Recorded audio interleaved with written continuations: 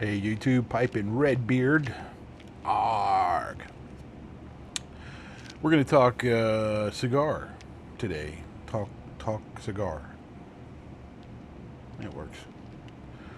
I have some of these in my humidor that I kind of forgot about.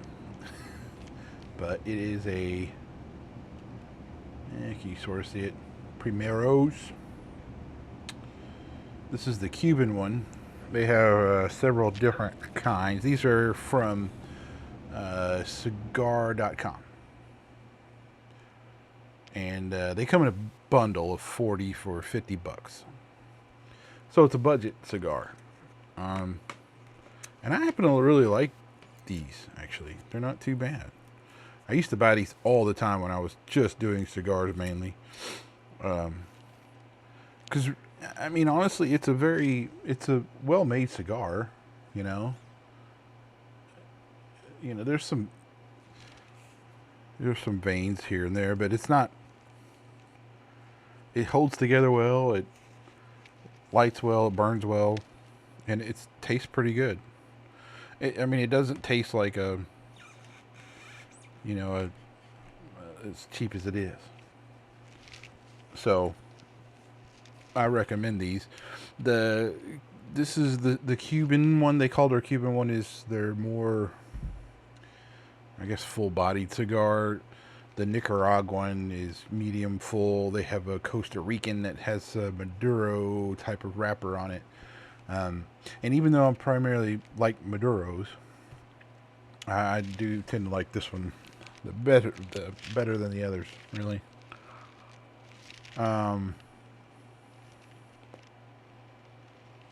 Let's see. What was I gonna do? Oh yeah. It's Friday night. I gotta work here in a couple minutes.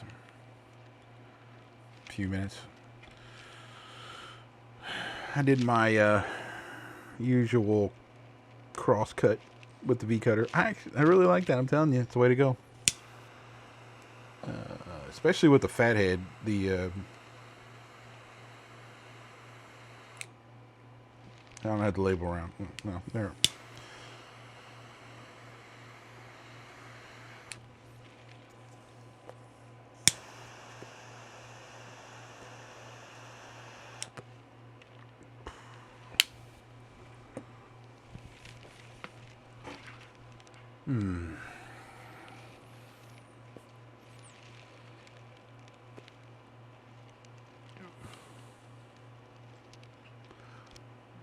It's pretty good smoke.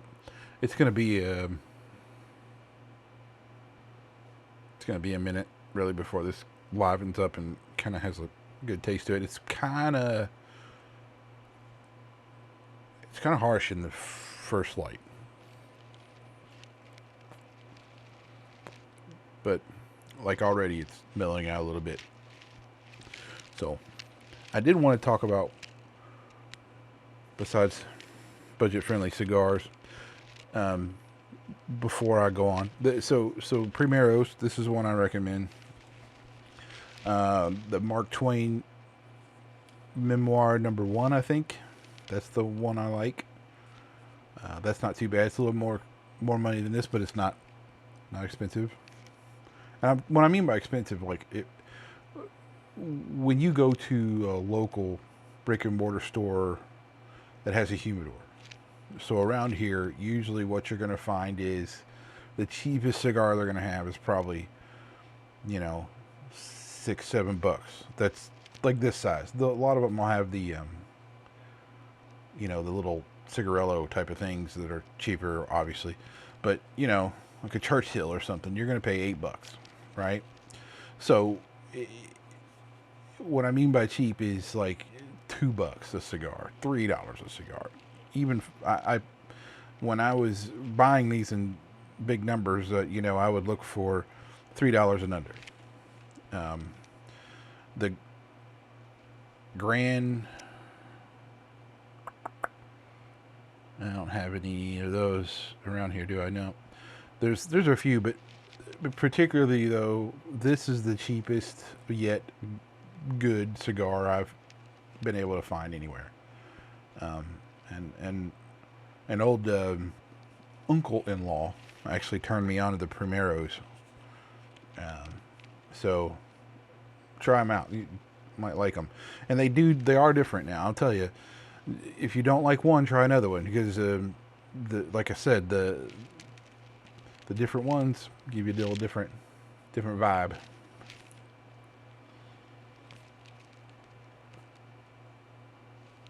I tend to like this. So here's what I want to. I've actually given this tin of Penny Farthing a pretty good. I'm about halfway through it. Here's what I found. Okay, I actually really like the flavor. I love the shag cut. It is very easy to load your pipe, put it in there, and really have a light really easy, and burns evenly, all that stuff. Because it's a shag cut. That's what they do, right? The thing is, that burns hot for me. And I'm not talking like a little hot, like I don't want to smoke it kind of hot. Any other ones I have, like the Scudo, or the other, even the full-on flakes, like the Peter Stokeby's Navy Flake, the old Den Hills Elizabethan mixture. None of those I had that problem. But for some reason the shag cut's going to be different, but it's not like I'm a mad puffer. You know what I mean? I'm not like, I don't know. So maybe it's, and I'm not like savvy enough with what tobacco leaf is going to do that, or I'm not a taster that I can go through and go, oh, this has this much flue-cured Virginia versus the red Virginia versus the aged Virginia versus Perique, and I don't know. I know Virginia, I know Perique, some of it, but I have no idea if it's just a matter of the type of tobacco they're using in that might be a problem, and I don't know. So what I'm going to do, I only bought 2 tins of this to try it. So I'm going to take the second tin. I'm just going to let it sit for a while and just let it age in the tin, and we'll see what happens. This one I'll probably get through slowly, but yeah, the other one I'm just going to let sit.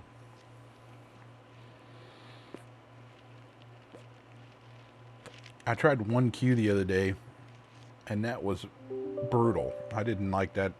Not the flavor, but again, it was just wicked hot. Maybe it's how I don't think I've changed how I'm, like, my technique behind the pipe stuff. I don't think so. I'm not packing anything any different, but it certainly is different now. Now, I've tried it a couple times, and I used to smoke lane Q, 1Q all the time. I don't know what's going on.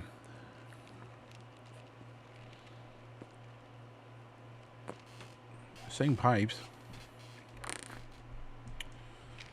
Interesting.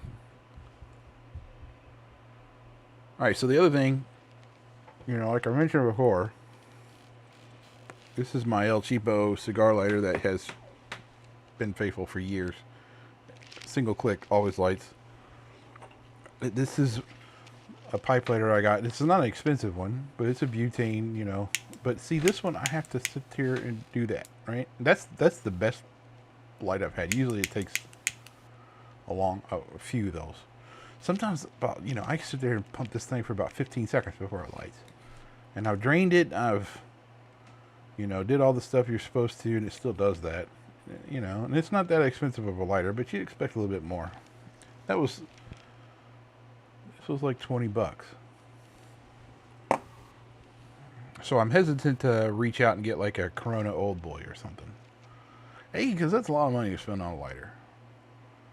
And if it's going to do like that, and it's not supposed to, and people don't say that it does, but if I can use this, and every time kind of hard for me to go from like, you know, $1.50 to $150 for a lighter.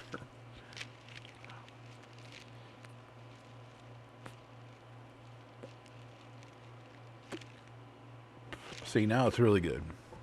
So after I got a little bit down here, that's a good cigar.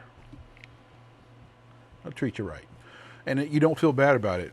You know, when you get 40 of them for $50, you know, it's okay if, even though I still don't like it, but, you know, if you go get halfway through it and you got to put it down, you know, not a big deal.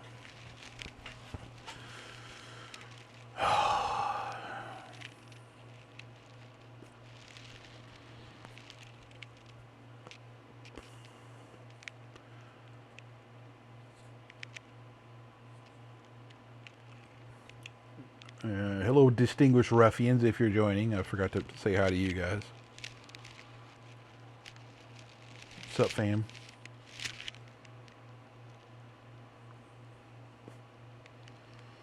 Been doing some summer hunting. There's a farm a little bit of ways that they have a deer problem.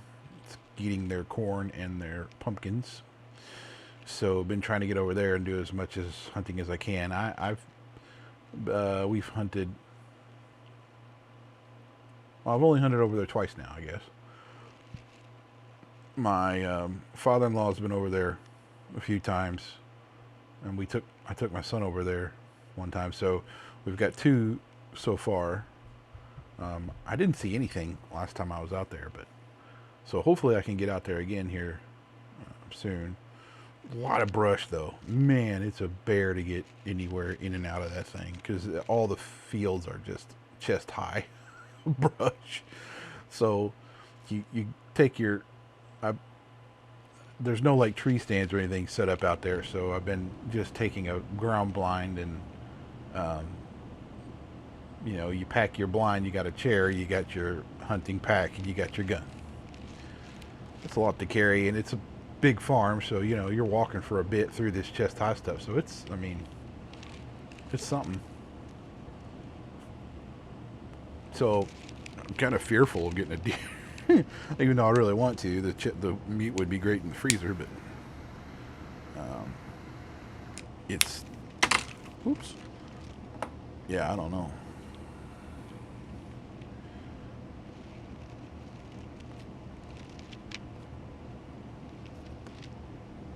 I do smoke my pipe when I hunt. I think I've told you guys that before. Actually, I think I made a video last year when I was out hunting. Short one, real quiet. People, there's a little varied opinions about that, but most would agree that they don't think that affects anything. I don't either. I mean, wildlife and everything doesn't seem to mind this cigar or cigarette. Listen to me. Pipe. But I wonder if the pipe tobacco matters though. So what I've been wondering is if maybe, because last night before is when the last time I was out this farm, and it was plum pudding. No, quiet night. So I was enjoying some quiet nights out there in the blind and everything. And maybe that was too fragrant. Maybe.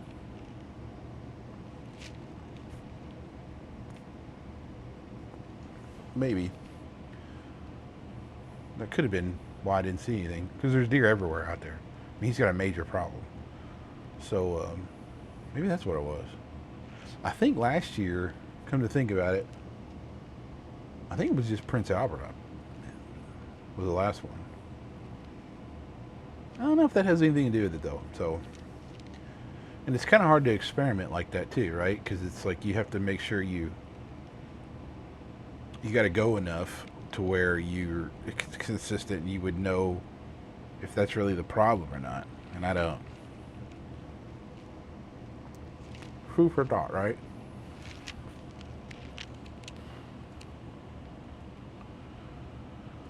Anyway, I must get on my conference call for work. Fun times.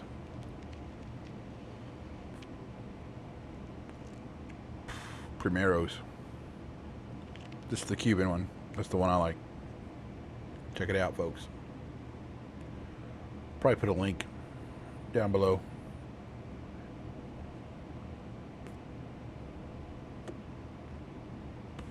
Pipe and Redbeard. Later.